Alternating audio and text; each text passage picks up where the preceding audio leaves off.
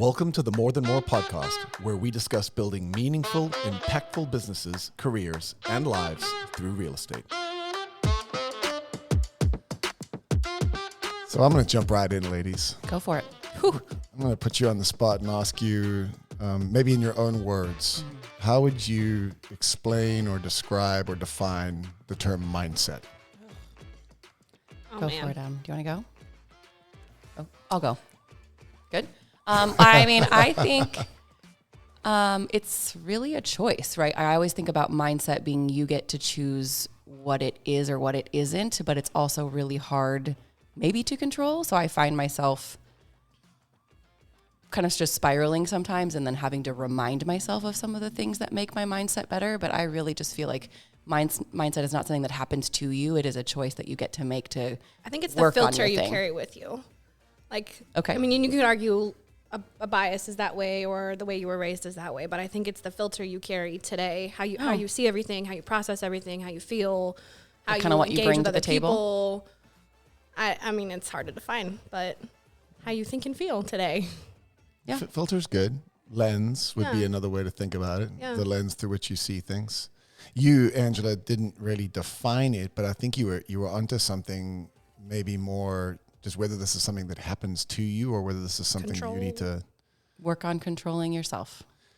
And yet, this is an interesting, I haven't even thought this through, but I feel like there are defaults. For sure. I, as a human being, when I think of the negativity bias, we are pre-wired too. Yeah, we're hardwired to think a certain way, and most of the ways we're hardwired to think come from thousands, millions of years of evolutionary tendencies that actually drive us down the toilet, frankly. Yeah. We're not hardwired for happiness. We're just trying not to get eaten, but by tigers. Much. I mean, nowadays there's not many tigers trying there's to different eat you. tigers, and most of them don't actually kill you. They just make life a little worse. Harder, yeah. So we're hardwired maybe to actually have some of these negative mindsets. But I like the word filter, lens. And where In we're and going out, today is I just started writing down a bunch of mindsets several weeks ago. And I think what's going on here is a lot of our content, a lot of what I'm being exposed to these days is coming to terms with the extent to which success is really just a function of mindset. And I think I had a lot of cynicism about this idea when I was a young man. I remember, I think one of the big ones that I heard was, if you think you can or you think you can't, you're right. Totally, right? And I don't know, I would look at stuff like that and read books like Think and Grow Rich or As a Man Thinketh or whatever. And basically what they're saying is you fundamentally define your reality by how your brain interacts with the world. And I remember thinking that all sounded good, but mostly I'm like, yeah, okay, whatever. That's eventually. Well, that's a symptom of being young. You think there's nothing wrong with you and I'm great and wonderful. Yeah, I've got this figured out. Yeah, I'll be fine. Yeah. Well, I just don't think I understood the extent to which mindset does frame reality. And I think that's where we're at, is we are going to cover some of the mindsets I started writing down. And I was just thinking through, well, let me back up. I've come to terms with the fact that mindset does fundamentally shape and alter your reality. Yeah. And so there is a actual world out there, and there's actual things that are happening, and I guess they're true or factual or real. Also, reality is kind of shaped and created and manifested is maybe the right word, by how we interact with the world. Yeah. The way you see the world shapes how you live in it, but then it also... It's a lot more fluid than you think. It's not just static. Yes. And I don't want to get into like quantum physics or anything. But we could. Yeah. In a way, that's the metaphor I have in the back of my brain where I'm like, well, wait, if everything actually just collapses into reality as we observe it, in the same way as I walk into a room or a situation or a marketplace or a relationship, the lens or the filter, the energy you bring with which you enter that space immediately starts to change the space, right? It changes how I interact with the space, and it changes how the space interacts with me. Yep. And so really what I'm suggesting here is that everything around you in large part is actually created by a starting point of your framework or lens or filter and how you approach everything. Yeah, I completely agree with that. Yeah. And I like what you said, that Angela, that is a decision. And conscious or unconscious? Because most of us, I think, just float through, and that's we just imagine ourselves as passive passengers, and life just is the way it is. And well, this takes me back to a topic we're bringing up in a few weeks, which is the path of learning, right? Yes. First, you have to know that you don't know. And I think, so the answer to that question is, when you don't know, I think you default to many of these negative mindsets because of your biology. Yeah, why wouldn't you? Because you don't know any better, maybe. As you become aware of some of these mindsets, I think there's a journey of growth that some people choose to go down, and they move across the spectrum towards the better side of each of these binaries. And I think that's maybe my goal today, is I wanted to lay out what the 8, I picked 8 randomly. I think there's several more, but I really have worked to filter this down to the 8 principal mindsets. Each of them act on a binary, and what I mean by that is I've listed the negative version of the mindset and the positive version of the mindset. And I guess the way I'm approaching each of these 8 mindsets is to think of them as a spectrum where, I mean, let's just play the game 1 to 10. We can imagine that on the far left is the 1 and on the far right is the 10. And we're all on a journey, because I don't think it's binary, but I do think there's a spectrum on these. Yeah. And I don't think it's ever a perfect spectrum either, right? Like everyone gets to have bad days, day, right? I mean, so I think the day and the situation can possibly changes. But the goal would be to try to stay on the always go towards the right, or at least be able to move yourself out of the negative space somehow. To know that when you can recognize it, So the game I want to play is I'm going to run through these 8 mindsets. I'll tee them up, and then let's just take turns doing our best to describe them. Yeah. And then I'm going to ask you guys, and I'll do the same, and I have not thought this through, to rank ourselves maybe at where we are today. Yeah. On this each moment, of these mindsets. Right. And maybe that's the wrong thing to do, like creating a number out of a mindset. But my goal for all of you listening is, one, grab this piece of paper, listen along. I would challenge you guys to think where you exist on each of these mindsets. I do believe that these fundamentally frame your outcomes and how you manifest the reality around you. So should we jump in? Yeah, let's do it. Okay, so mindset number 1 is a fixed growth mindset versus a growth mindset. And I've tried to define each of these just very, very succinctly. A fixed mindset versus a growth mindset, to me, is all about the notion of becoming. You guys have heard me talk about everything is or everything is becoming, which is the fundamental beginnings of all philosophy. And so why don't, Angela, you jump in? Why don't you give us your best description of, because we've talked about these a bunch over the years, what is a fixed and what is a growth mindset?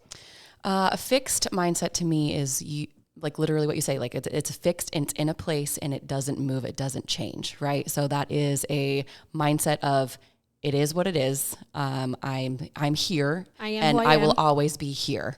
That is what I picture when I hear that. The growth mindset for me is the choice. I really do believe this one wholeheartedly, that the choice to see all of the things that you maybe don't know and realize that there's always more learning, always more growth, always more opportunity. And if it is to be on that, it's up to me to figure out the next thing. So growth mindset to me is, I can always change. I can always grow. I can always learn more. I can always do better. I can always be a better human. I can learn more about that thing. So, fixed, static, stuck, if you will, and growth, always just moving forward. I like stuck. That's cool. Well, fixed assumes that you couldn't get any better anyway, right? Like, I am good the way I am. I've learned all that I can. And such a red flag for me when someone says some version of, well, this is just who I am, or I'm always, like, really? You couldn't ever be kinder or nicer or think a little differently?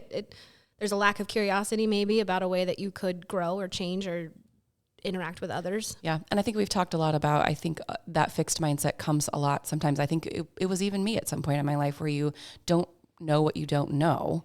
So it's a position of defense, right? But you don't see like where you can go because you don't know anything different also.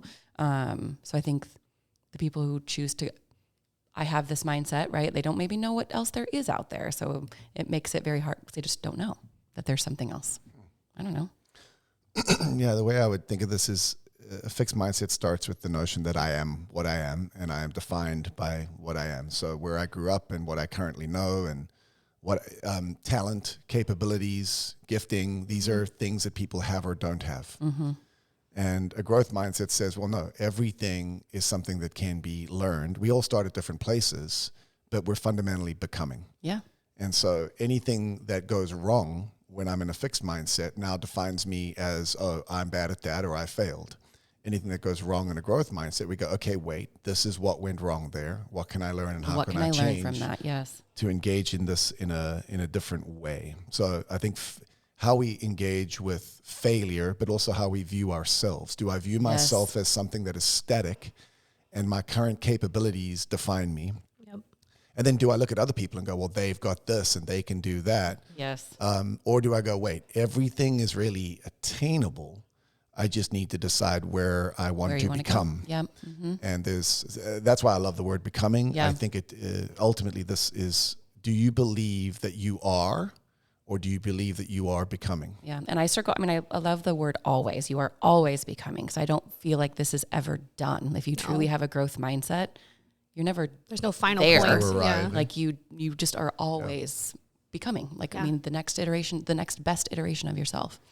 I recommend Carol Dweck's book on this one, which is actually called Mindset, I believe. And she I think this is actually her language, fixed versus growth mindset. Have either of you read Dweck's Mindset? I have not, no. My wife's reading it right now because this is actually something her and I were talking about, because I was challenging my wife lovingly and said, I think you're having a fixed mindset about this. And she read like the first 2 chapters and she came back and said, I definitely have a fixed mindset. I think this is a journey of growth. I think I've come a long way on this, and I actually think I'll rank myself. I have defaulted to fixed mindset for most of my life. Yeah. I don't know why that is, because I was encouraged as a kid. Yeah. And I believe that you could, I have like more abundance and an ownership mindset, but for some reason on this, I about yourself or about others? Because I feel like it's easy to think that about other people. Understand the extent to which I could become whatever I wanted to become. Yeah. I just thought maybe I was born with some natural talents, and so I defined myself with the talents that I had. Those. Yeah. Most people would. Yeah.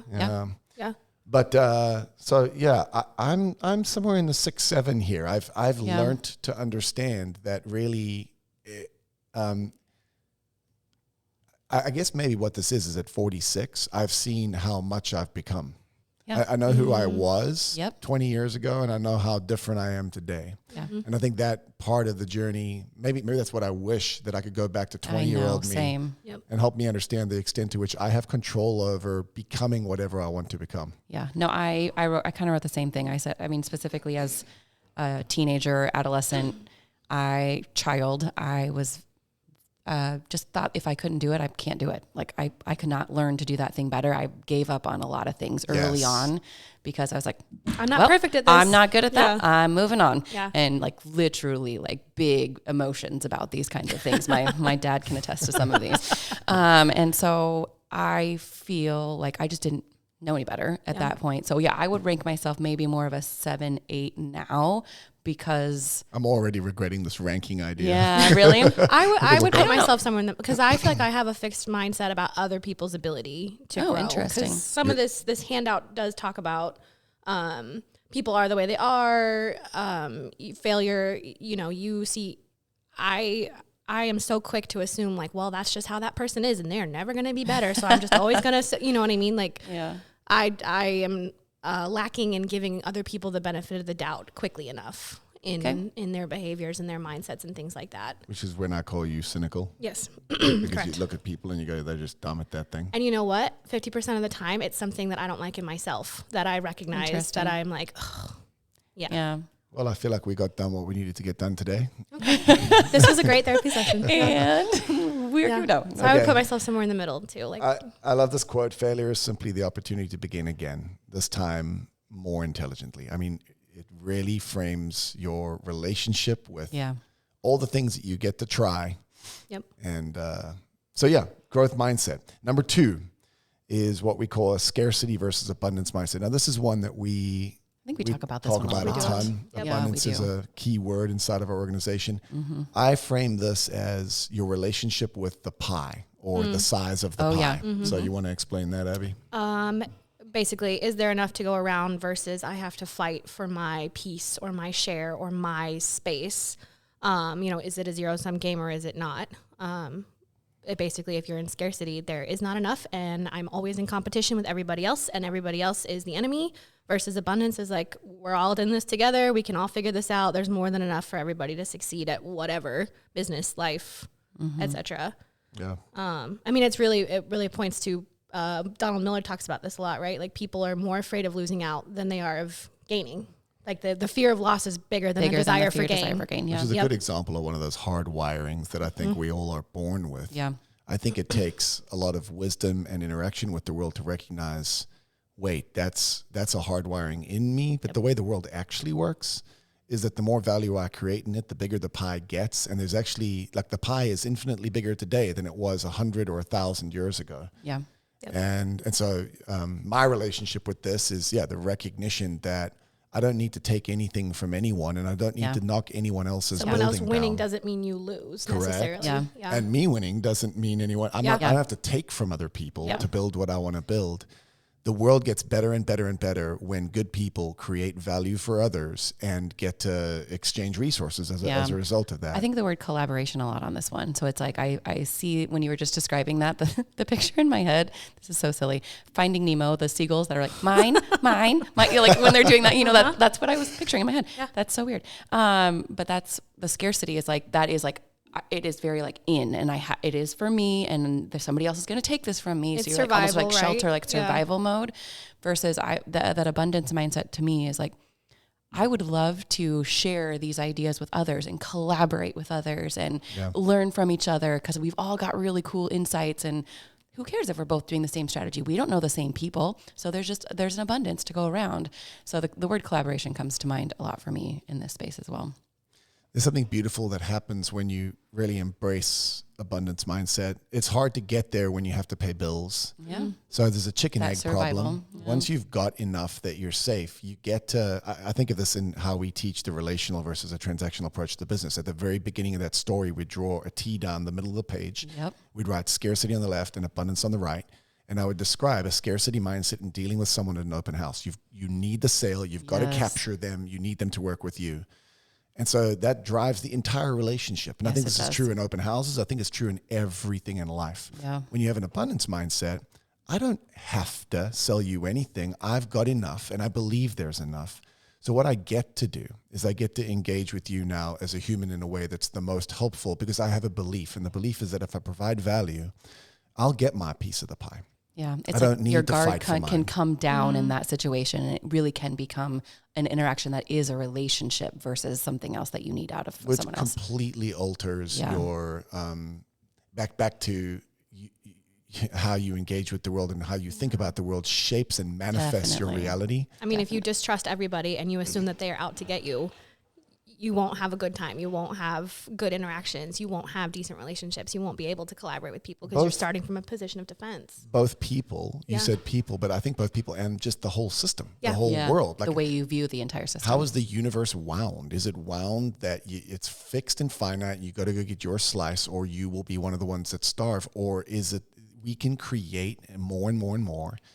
And it's even just talking about it, it changes my sentiment, my feeling about what I'm doing on any given day. For sure. I definitely agree. There's a couple of great books. One's actually called Abundance. I think it's by Diamandis, who's actually was in Strategic Coach with Joe and I, Peter Diamandis. And then there's another great book that's not for most people, but his name's Steven Pinker. And it's called Enlightenment Now. Brilliant reads that really I think that's on our book list. Yeah. It's beautiful because Enlightenment Now really just talks about the world and where we are today versus where we were 50 and 100 years ago.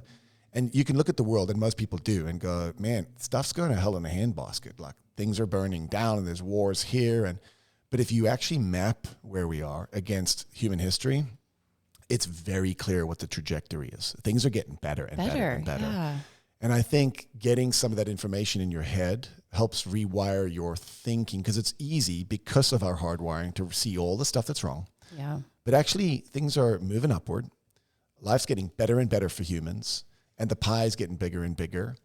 And I just want to wake up every morning thinking that way, because then I engage with everyone and everything around me in a way that I focus on value creation, believing I'll get mine. Yep. But I don't need to focus on getting mine. Yeah. Yeah. It will come. That you keep saying rewire, like it's work to necessarily rewire, right? I think all of these are work. Yeah, exactly. Think, and back to where you started, there's a decision to be made on every one of these. Every single day. Step one, I think, is recognizing that they exist in you. Yes. I'm skipping the ranking thing. I don't like it anymore. It was making me a little nervous. So, okay. Because we all realized we were going to be somewhere in the middle. I think I'm doing well on this one. I think that, if I were to rank it, it's an 8-9 for me. I've made a lot of progress on this in my life. I grew up not having money and not having resources and having a scarcity relationship with the world, because my girlfriends and my friends had nice cars and houses and I didn't sometimes, and at different chapters of my life, and that got into me, and so I needed to maybe get mine. But increasingly, I think that's just not the default, and I really, really believe that. And I have created enough stability in my life that I'm liberated. That's why I say it's a chicken egg, and I think you need to first decide to view each person at the open house through the lens of abundance. And then I think the rest, eventually that actually becomes your truth. Yeah. That makes sense? I think out of all the 8, this is one I would rank myself higher on in general. I just feel like, I don't know, you guys kind of tease me for being a naturally positive person, but I have always... annoyingly so. Sorry.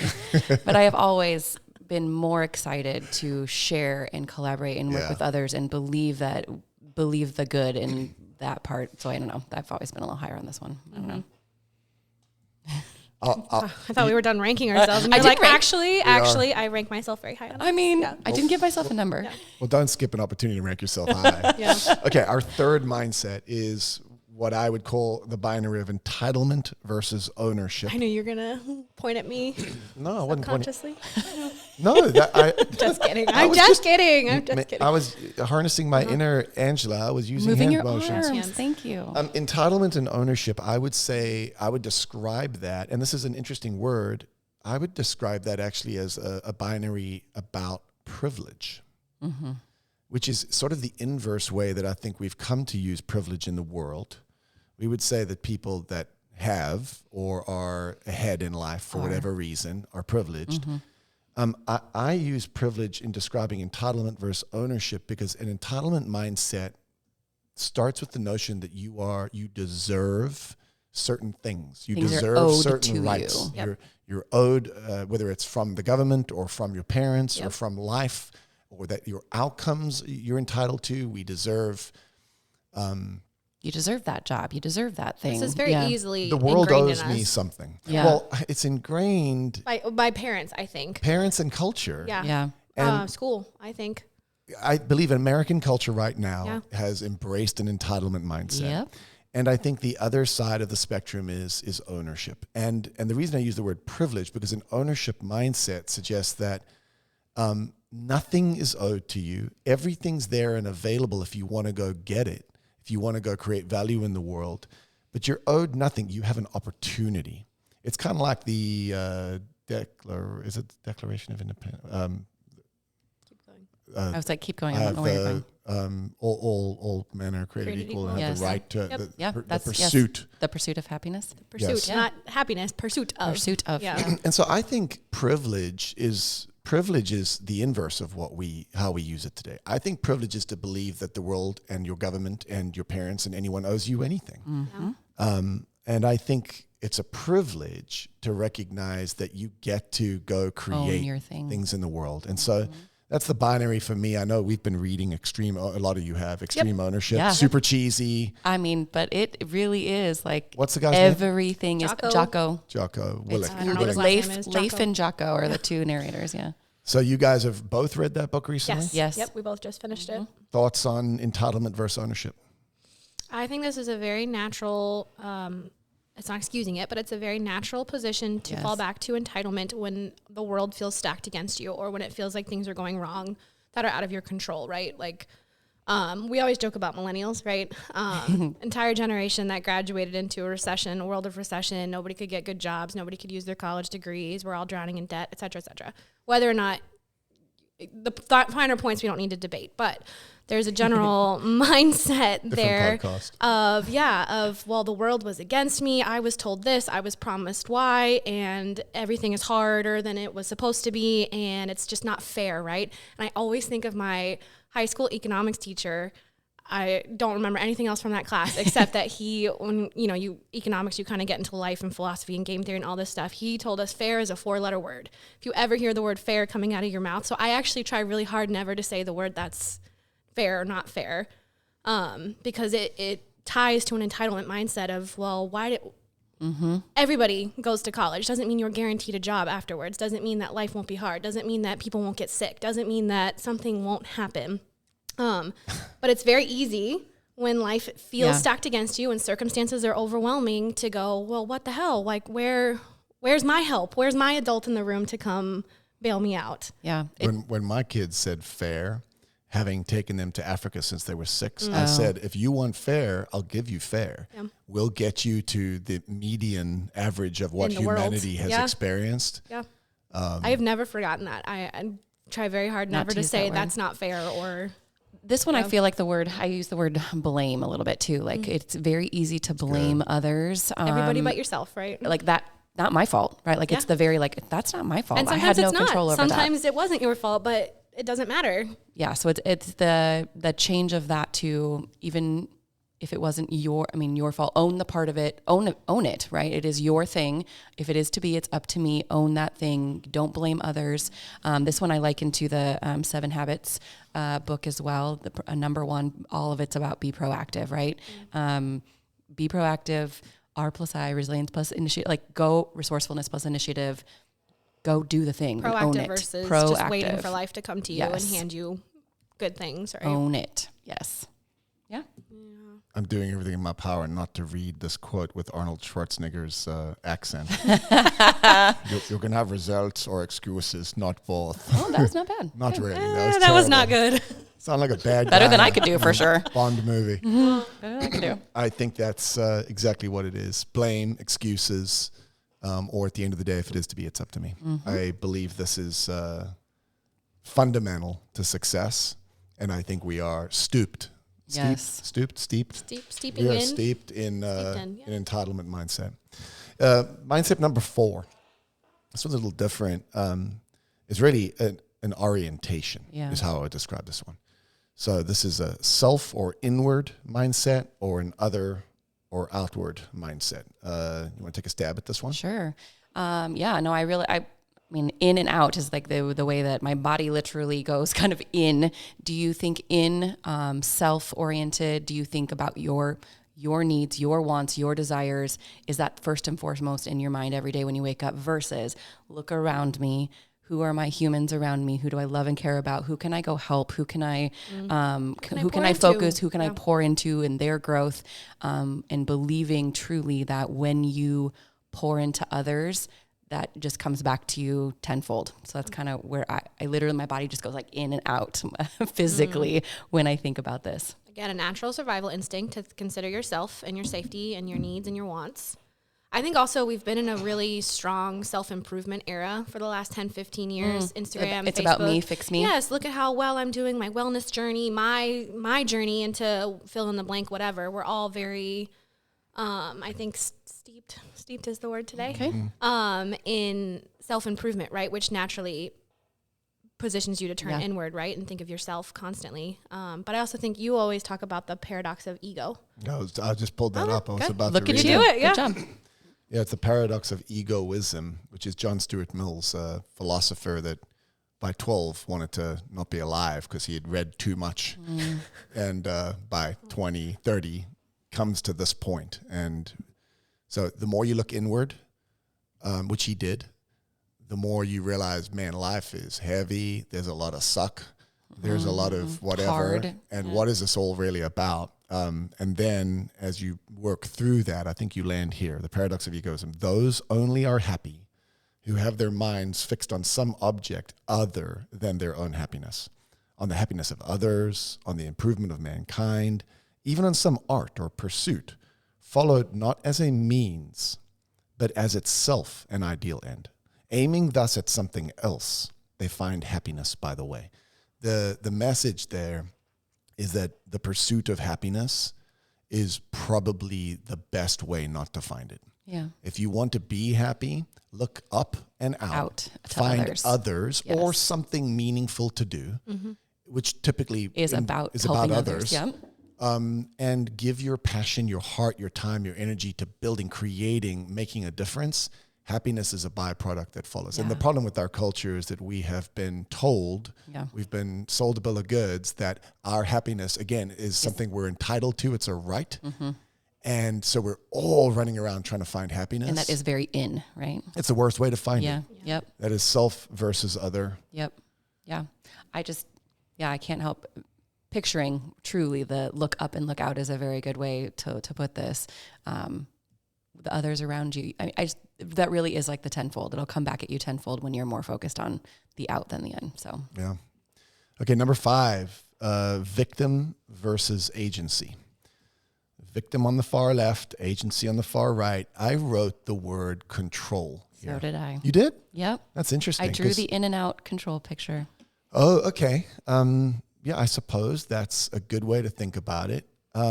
My way to describe this would be, and then you jump in, who's in control, right? Are you in control of what is happening in your life, which is agency, or are you a product of everything that's happened to you? Yeah. Passive passenger to your life is always what I think of not wanting to be. We've talked about, there's lots of ways you can say it, right? We've talked about being the captain of your ship or self-driven, wind in your sails, like however you want to think of it. But you can take 100% responsibility, what Jack Canfield, or life can just happen to you and you can just be along for the ride. And that would just be such a sad way to be. Yeah. So I think that's why I drew the circles, because I think that's the hack, right? The hack is to constantly remind yourself in this space. For me. That is printed on my desk. It is on my fridge. I have shared it with my family. Wait. Explain it. So in the circle of your control, and there's actually not a whole lot, you get to focus 100% of your time, effort, and energy on the things that are actually in your control that you can impact and change. And all the things in the world that are happening around you are not actually they're out of your control. You can't change those things, the things that are coming at you, things that are happening around you. So don't spend your time, effort, and energy focusing on those. Only focus on the and the things in the circle is your thoughts, your mindset, the way you treat others, the way you treat yourself, what response. You consume, your responses. That's what I wrote too. And that is about it. Yeah, the E plus R equals O equation as well. What's outside the circle? Everybody else. The weather, the events that are happening outside of you. What other people do, what other people say, what other people think. Their reactions, their feelings. thoughts. Yeah. Yep. It's all outside the circle. And that I think that's the most impactful thing I have ever gotten from here. Same. I don't know why that is the thing, but yeah. From this organization. Yep. Well, okay, so explain that. Agency was a word you unprompted several years ago. Yes. You actually said, agency is what I've learned here. Yep. On the victim agency sort of spectrum, explain that. If you have a victim mindset, you will find oppressors everywhere, right? You will find a reason to be down. You will find a reason to not try. You will find a reason to let yourself off the hook. And things get to be hard, and you get to fail, and things get to not work the first time. And we've been talking about Jonathan Haidt and Scott Galloway and all that. And I was just listening to a podcast today where they were talking about what society is struggling with right now is the recognition that there are very few good things that come to us easily. You're not a victim. You're gonna have bad relationships. You're gonna have good relationships. You're gonna get fired. You're gonna get a new job. Everything comes at cost, and everything requires work. Everything good requires work. What I'm curious about, life happens to me. Victim. So you can choose to be a victim when the things happen that are bad, or you don't It's all just happening to me. You can go, well, There's no way I give through. up and I'm a victim and everybody's out to get me, or I'm a whatever. But what I'm interested in you, Abbie, specifically, if life happens to me, victim, life happens through me, agency, why did you say that this place has helped you with agency? What is it? What is that? Well, a lot of our conversations, not necessarily explicitly calling it agency and victim, but just through a lot of different circumstances, our conversations pointing out, it helps to have somebody hold up a mirror, right? And point out, well, why was your reaction to that, or why challenging your response to that or your mindset around that. Yep. And just slowly slowly starting to experience some cognitive dissonance when you hear something come out of your mouth, or when your first response to something is to be a victim. I don't know that I can pin it to one exact thing, other than obviously the circle was very... Well, I think we actually live out our core values. If Yeah. you look at our core values, the first, people first, but then it's value before expectation, which is fundamentally about both what was it? Entitlement versus ownership, and victim versus agency. Yes. Which, as a 3 who is naturally very ambitious and very driven, there's something on here about ego-driven ambition versus purposeful drive. And I'm like, oh, I want that. I want to be healthier. I don't want to just be in it for my own ego. Well, a 3 in a victim mindset is very prone to blame the world for why they haven't achieved all the things they want to achieve. That I'm entitled to achieve. Yeah. But a 3 liberated towards agency and ownership now gets to go compete on the field of play and go win because of their hard work. And win the right way and feel good about it and bring others with. If they bring a growth mindset to that with the notion of, you see how these things stack. Yes. Oh, absolutely. In fact, the stacking impact of this is just massive. Yes. You do get to a place, and this sounds really dumb, but it's a superpower. Mm-hmm. It's a superpower to be a 9 or a 10 across the spectrum on these things, because all of a sudden you get to again, I hate to say this because all those stupid books I read when I was 25 were correct. And you really can change the world, and you can make the world whatever you want to make it. Yep. And remind me to go back to that quote at the very end there, where energy flows. So because I want to wrap this all up with that as sort of a bow. Okay, so agency versus Stoicism talks. I'm sorry, I know you're trying to move on, but Stoicism, I've started to read a little bit more about it. Again, just from hearing you talk about it, and that is a big part of it, is that life will always happen, and you can take it on the chin and you can keep going, or you can lay down and just die. And I don't think anybody would ever consciously necessarily choose to just I'm done, but they do. That is what they're doing. Yeah. And I feel like I keep repeating myself here, but life is just going to be hard, and you get to keep going. Stoicism is that life is going to happen. Yes. What determines where you land is going to be how you respond to it. That's the E plus R equals O. That's what's equation for me. I think that's what's hard for people, though, is to understand that life will happen. Like, you don't just get to float through sunshine and rainbows and everything's good all the time and be shocked. And we don't have time now to get into this, but you can understand why I then react to even the Galloway when we were talking about that book. My problem with anything that keeps pointing out to the world how they're at a disadvantage or how they're unprivileged or how there's, to me, all those things. That's victim mindset. It leads to victim mindset. We are in different places, and there is a difference between being born different colors, different sexes, different heights, without question. The question is that's more interesting to me is, does focusing on that in any way help you or humanity? And so at the end of the day, I'm disadvantaged in whatever ways I'm disadvantaged, and you're disadvantaged in whatever ways you're disadvantaged. What are you going to do with it? Yep. And that's what's my response to that? What's within my control to change? Because there are males, females, African Americans, whites, short, tall, fat, thin people all around the world that have been massively successful and created a wonderful world for themselves. And I think believing that you have the agency to do that, believing that you're able to grow and that the pie can expand is the beginnings of all progress. Yeah.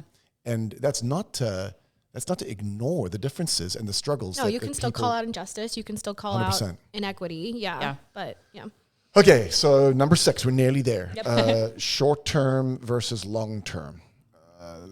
It doesn't sound like a mindset. I rank myself low automatically. I wrote here to describe this one, delayed gratification. Yeah, say immediate gratification versus delayed. Yeah.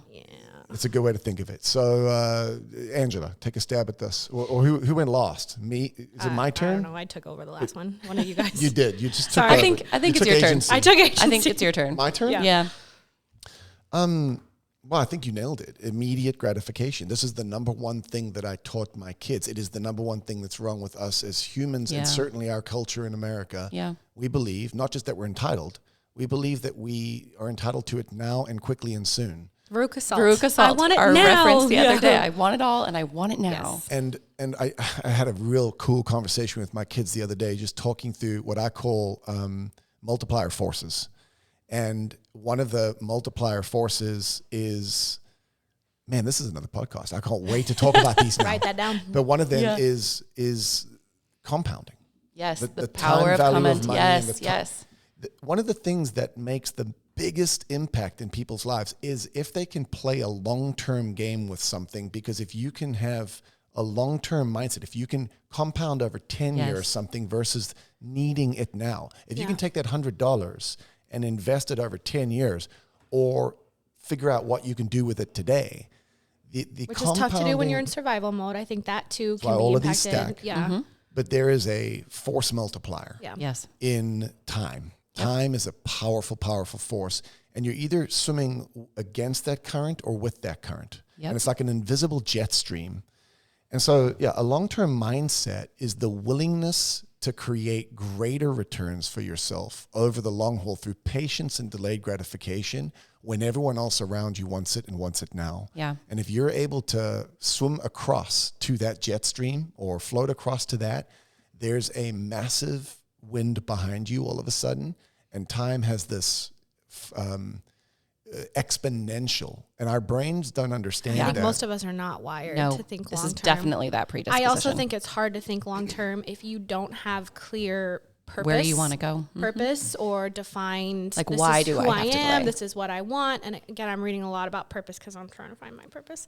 But it would be, how do you play a long term game towards something that towards you don't what? even, you Question can't mark. see, you can't define, you can't picture, you can't visualize. No, and I think it's all, it's the trade-off. Like this one specifically, like the coin you used to carry around, like it is a choice, like it's a trade-off now or later. And I picture this one's easily defined through the money. I think that's the first thing people think of is the eighth wonder of the world is compounding interest kind of idea, the hockey stick curve on the graph or whatever.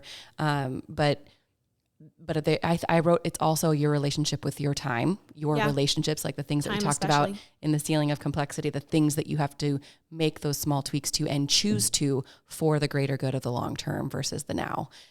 So that's where my mind went with this. It is hard to be patient, especially in our my Amazon, it can be delivered today world. I have to seed the greater good of the long term. Well, I like that where you were going there. It's not just about money. Money's the place that starts because it's the easy metaphor. But it takes me back to that Naval Ravikant quote, play long-term games with long-term people. All returns in life, whether in wealth, relationships, or knowledge, come from compound interest. And what he means by that is time is your friend.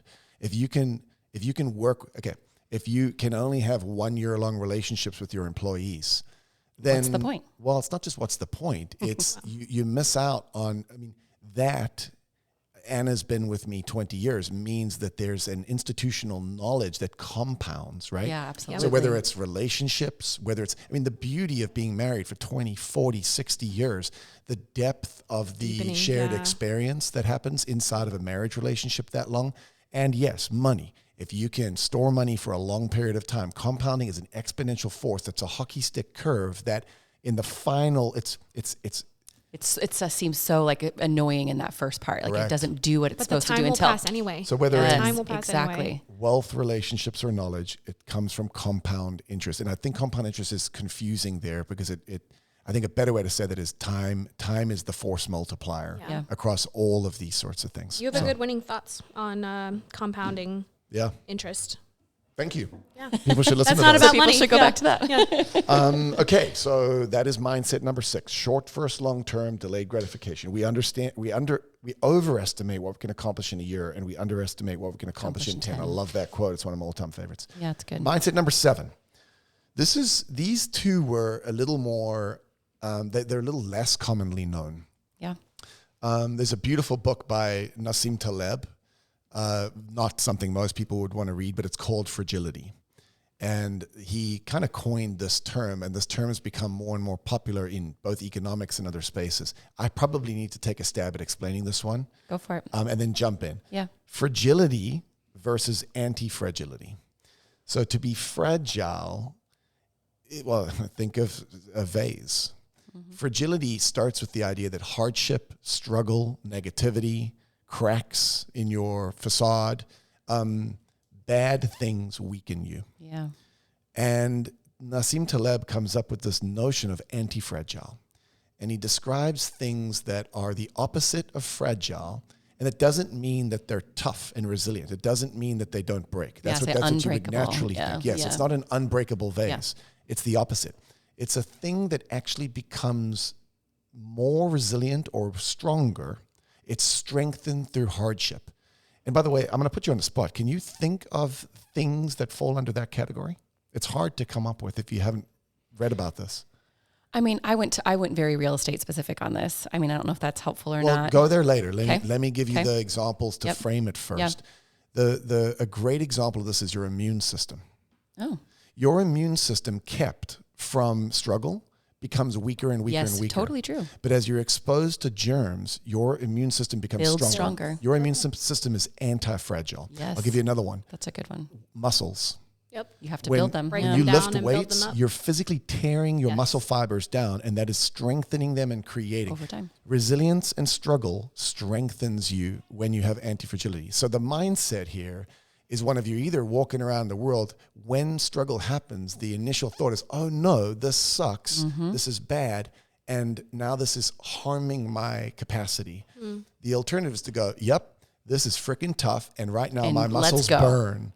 But it's good. Or kids, pick up the lollipop off the floor and lick it, because what you builds your immune system. You need some germs. Yeah. And I think that as a mindset fundamentally changes your relationship with struggle, because when hard things happen to me today, I look around me and I go, yeah, guys, these are happening to everyone. Yeah. Yep. The difference between me and everyone is that I'm going to approach the hardship as an opportunity to get ahead of everyone. Yes. And to make myself better and stronger. Yeah, so that's where I went with real estate specific. Market. I went with specifically thinking about the obstacle, right? Like the obstacle in front of me. Let's just call out the changes in the last year with buyer's agency or whatever. You can look at that and go, ugh, this is hard. This is going to break me. This is going to break my business. I don't see a way around it. Or you can go, okay, this is the obstacle. Like, this is going to be fun. I'm going to figure this out because I know I can, and I'm excited to figure out the solution to this thing. So I went very specifically. You choose when you see those obstacles to be in or out. And I will say, I wrote down obstacles the way and then realized you already had it on here. It's almost like I thought that through. oh wait, I didn't make this one out clearly. Yeah. It seems like it relates very closely to a fixed versus a growth mindset. Yes, if you have a growth mindset, this is almost that's the positive side of it. Yeah. And this is almost the dealing with the negative side of it. But even the negative, when I have a growth mindset, is what makes me stronger. Yeah. I like the word resilient. Yeah. That's a good one because I feel like it implies both literal keep going, keep trying, whatever, but I feel like it also implies a mindset. Like you're not going to let your mindset, or you're going to pull your mindset back from feeling fragile or feeling fixed or entitlement or victim or whatever. Yeah. I will say when I first read this back. one, I was thinking of myself as a 9 and how hard things and hard conversations are really, really hard for me because I just want peace. So that was the very first thought that I had was this is like the obstacle, the struggle, the hard is actually really hard for me. But I feel like the choice, right? And then also, honestly, I learned a lot of hard in real estate and learned that I could do it. So you always say that in times of challenge or struggle, that's when good things happen. Like things can change for the better. It's situation. crisis. So, but I think you guys are close, and I think that there's a danger of missing it because there is like in a way you're describing dealing with hard things. Like the only way out is through. Yeah, that is where my brain went first. Yeah. And I think that is true. That is beautiful. And I think people need to learn resilience and to deal with hardship and to struggle through. This is more beautiful and complex than that. This is, wait. No, the hard is actually your friend. You are becoming as a function of hard. Yeah. You are, by definition, like an immune system, and you need hard. And what's wrong with our country right now is a lack of hard. Yeah. Because if you have a growth mindset and hard happens, you are like a muscle and you get stronger and stronger and stronger. So the difference here is it's more like the Stoic principle of amor fati, which means amor, love, fati, fate, to love your fate. To see the things that come at you, you're like, oh yeah, let's go. Bring it on. This one's going to make me a much tougher SOB. Mm-hmm. And so it's from I hate negative to I'm willing to endure negative to get to the other I side. love the results of what will happen. Yeah. I underlined on here too, sees obstacles as opportunities to adapt. Like instead of seeing the obstacle as the stopping point, it is the opportunity to adapt. Okay, number 8. And I don't know how much exposure you've had to this. Have you guys read Simon Sinek's book, The Infinite Game? No, So but I've heard you talk about it. Good read. All of his stuff is good if you can put up with his whiny tone. But the dude's super smart. I like it. Yeah. I've only read one book by him. So mindset number 8 is a finite mindset versus an infinite mindset. And I relate this to your relationship to what I call the game. Or how do you... The game of life. The game of life, Yeah. correct. Anybody want to take a stab at finite versus infinite mindsets? Well, the notes I had written down connect to yoga, but they're Okay. probably close. Oh, yeah. Not to get woo-woo. Yeah. That's Game of pretty life, woo-woo. right? Well, okay, so there's a term called, I'm not going to say it right, but abhyasa, and it is the consistent practice, consistent effort, consistent practice. You never arrive. Yeah. The that's point where I was is going. just showing up and trying. The point is the practice, not to necessarily gain something, not to reach a level, Or not to be to perfect. end, not to be perfect.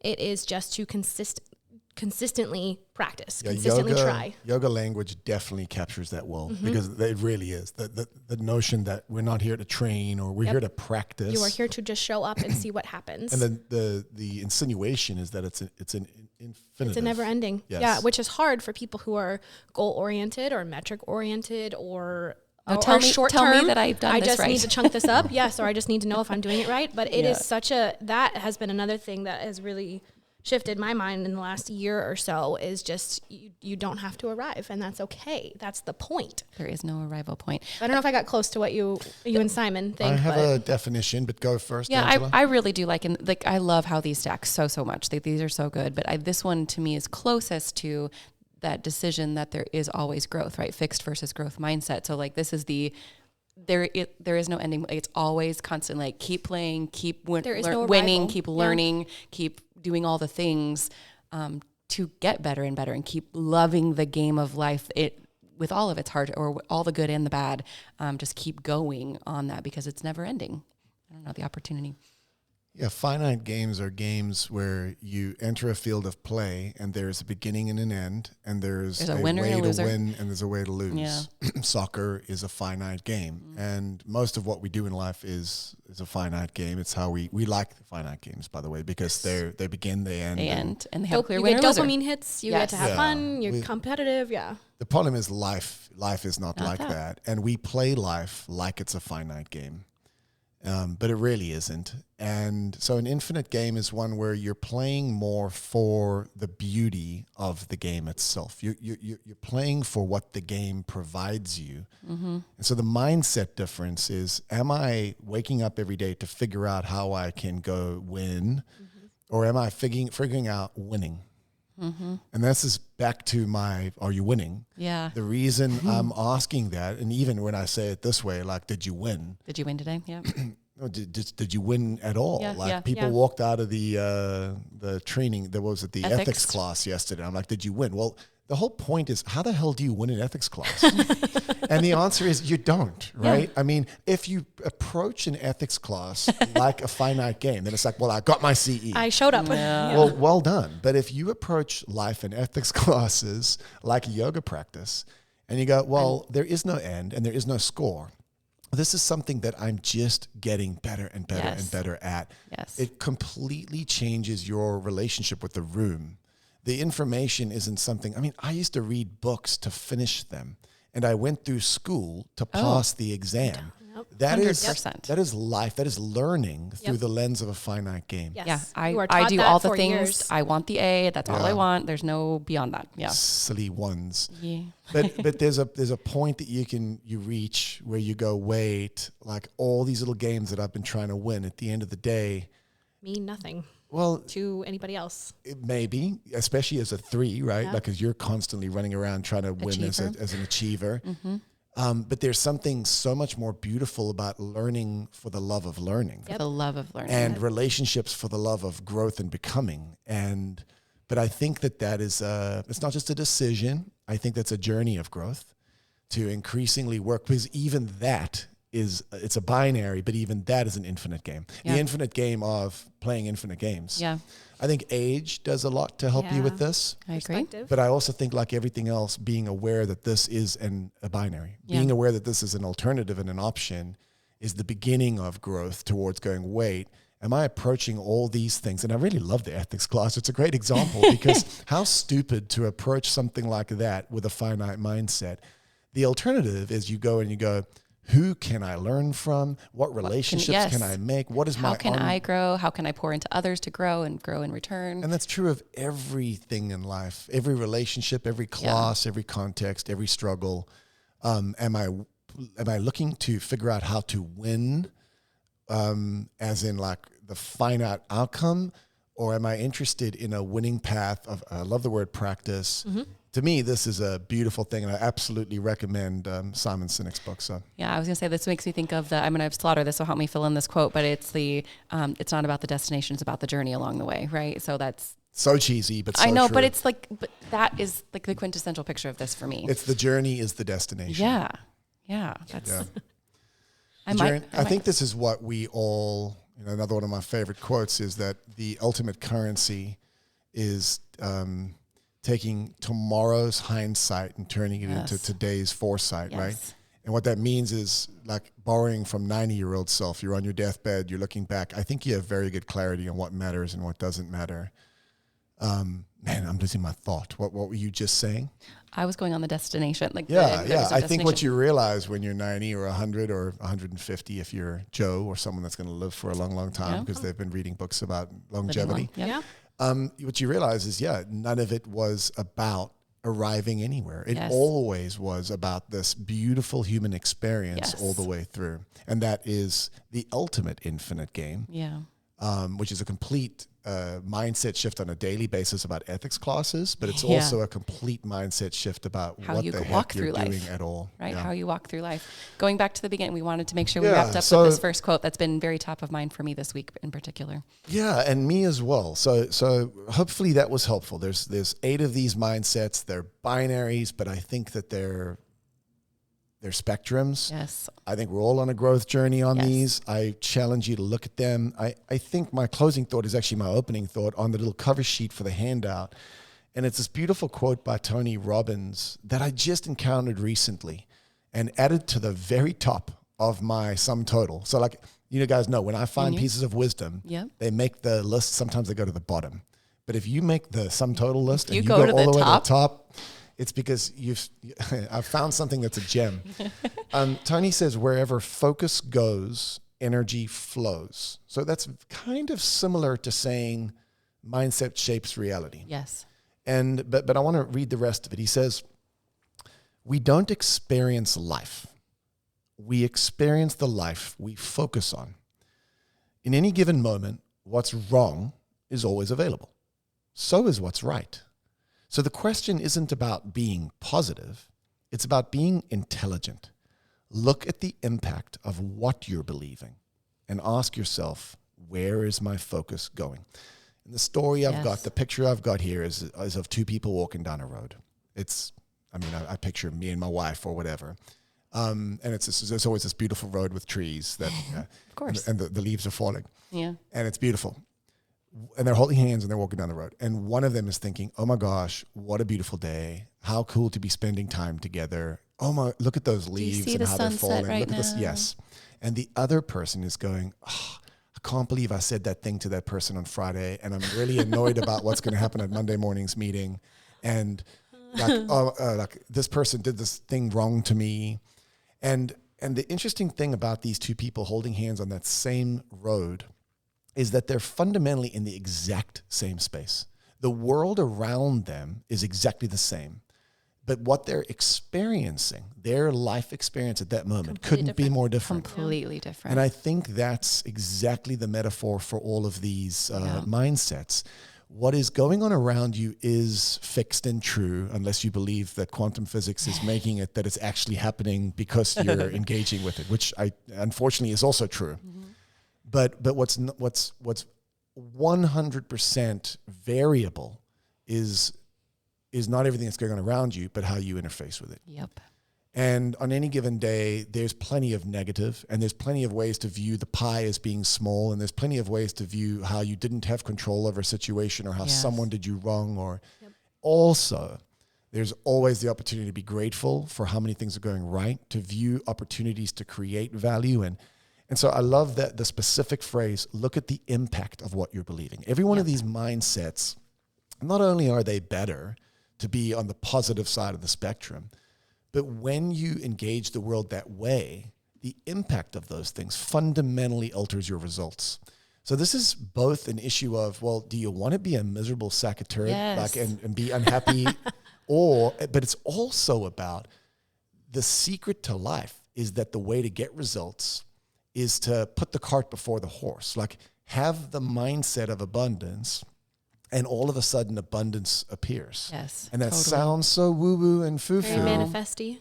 It is manifesting. I was literally picturing those two people as holding hands, and I was literally picturing their inner physiology is different because of the way their minds are thinking, the things that are happening inside your body because of those thoughts. Like let's look at the world around us. It's beautiful. Like their inner body is so much healthier when they're thinking that way versus that other person who's got all those other negative things. It's hard to recognize or imagine that you might not be the good guy in your own story, right? Like you genuinely, we all tend to think that we're doing things right? And well, this is because I was raised this way, or I was told to believe this, or whatever.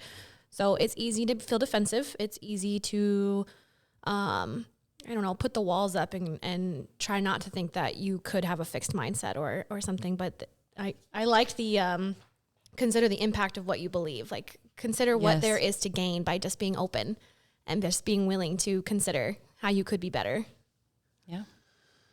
Wow. Okay. That was a lot. I know. Honestly, I feel like I could spend a week on any of these. I think talking about them. Well, they're just so beautiful to me. Yeah. And maybe you guys all think I'm a bit of a dork about this stuff, but I think my personal journey has shown me just over and over and over again that the more I navigate to the right-hand side of each of these things, not only is my world better, but I get better and better results. And so I didn't pick up Stoicism books for fun. There's impact. There's cool change happening. Yeah. Agreed. Well, I challenge you guys to look in the mirror on each of these. If you're open to a cup of coffee and want to talk about these, this is where I nerd out. And again, if you didn't get the handout, I'd encourage you to print that, take a look at it. I think it's really helpful to see them Very as impactful binaries. too. Yeah. Thanks for chatting through this. What's fun, guys, ladies, is you've watched me journey, I think, along a bunch of these, and I've got to watch you do the same. It's really fun being surrounded by the collective of people who are working on growing. It's pretty amazing. Becoming is better than it is. Being. Yes, so, it is. Great stuff. I look forward to, I think in a few weeks, I know we're going to pick up on one of these and dig in a little bit further. Yeah. So that'll be a lot of fun. Yep. Thanks, guys. Thank you for joining us today.